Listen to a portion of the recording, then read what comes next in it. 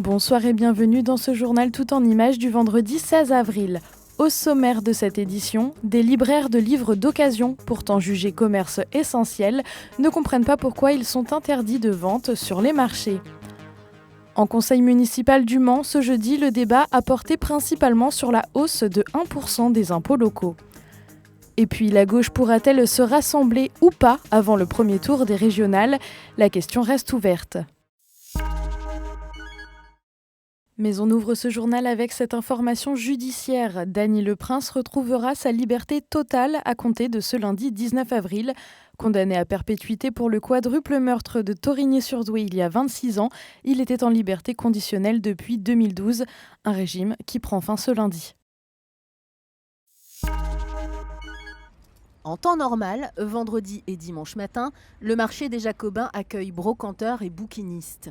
Mais un décret du 2 avril 2021 n'autorise plus les libraires, pourtant jugés commerce essentiel, à vendre leur nourriture pour l'esprit en temps de Covid. Oui. Pascal et Frédéric de la librairie Sans Nom, au Mans, appellent les autorités compétentes au bon sens.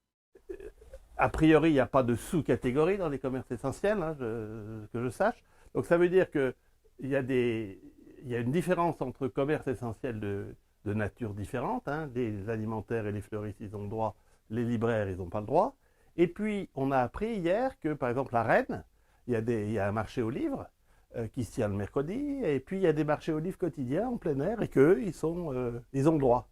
Donc, on se dit que même entre commerces essentiels de même nature, il y a une rupture dans l'égalité de traitement. Donc, on a écrit au préfet de la Sarthe, au préfet de l'Orne, puisqu'on est présent à Mortagne.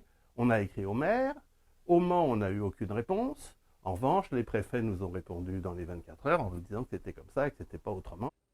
Ils regrettent d'en arriver là, mais sont contraints d'introduire un recours en référé auprès du Conseil d'État, pour eux, mais aussi pour l'ensemble de leurs confrères.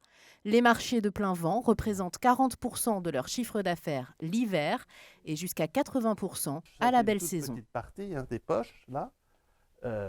On a des BD et on a en tout 20 000 livres. On est en train d'aménager le sous-sol. C'est 2,8 millions d'euros entre ce que l'on ne touche pas à cause des pertes de recettes et des dépenses supplémentaires.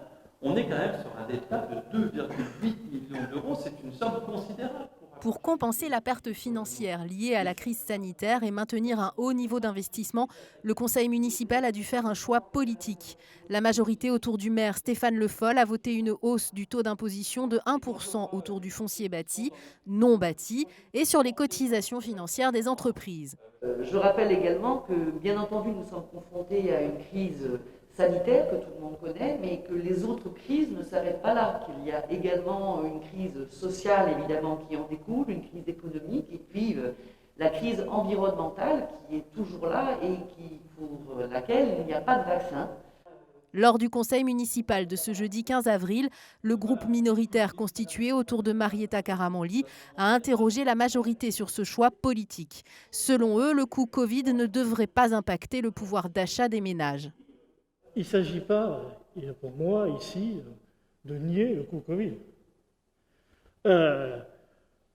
Il y a un coût Covid pour l'État, il y a un coût Covid pour les collectivités, pour tous les niveaux de collectivité.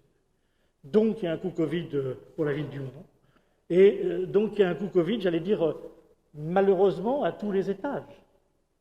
Sauf que, comme je le disais la dernière fois, le ménage et les entreprises sont le financeur au dernier ressort.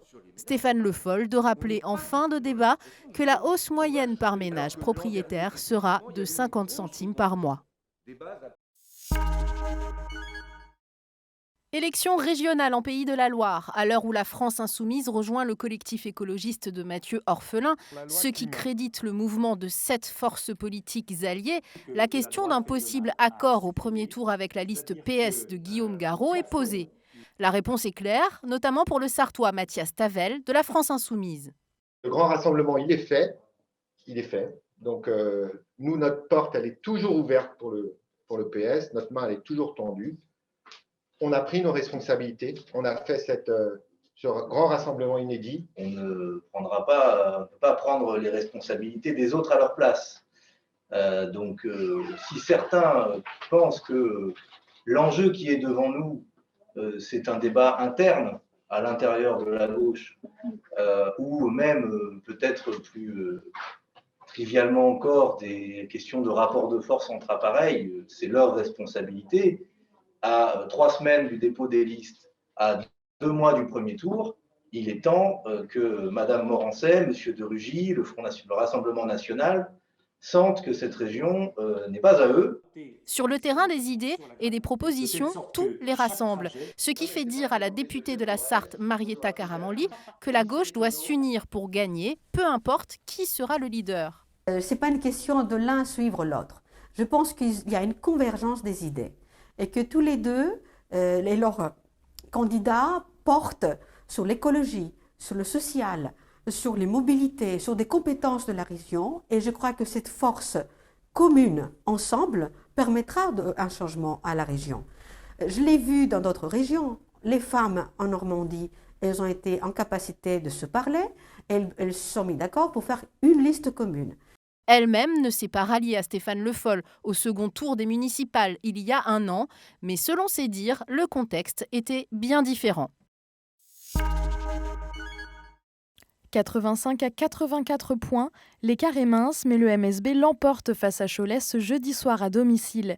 Les Manceaux n'ont rien lâché face à des adversaires de taille et en pleine forme.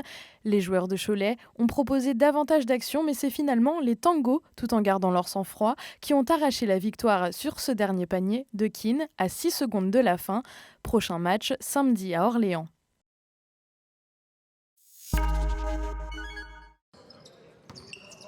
Antoine Eto'o ne portera plus le maillot des Tangos la saison prochaine. Le MSB a décidé de se séparer de son capitaine après 7 années de collaboration. Coup dur pour Eto'o qui aura vécu une saison compliquée après son infection au Covid qui l'a stoppé une dizaine de jours. Antoine Eto'o promet jouer Manceau jusqu'au bout.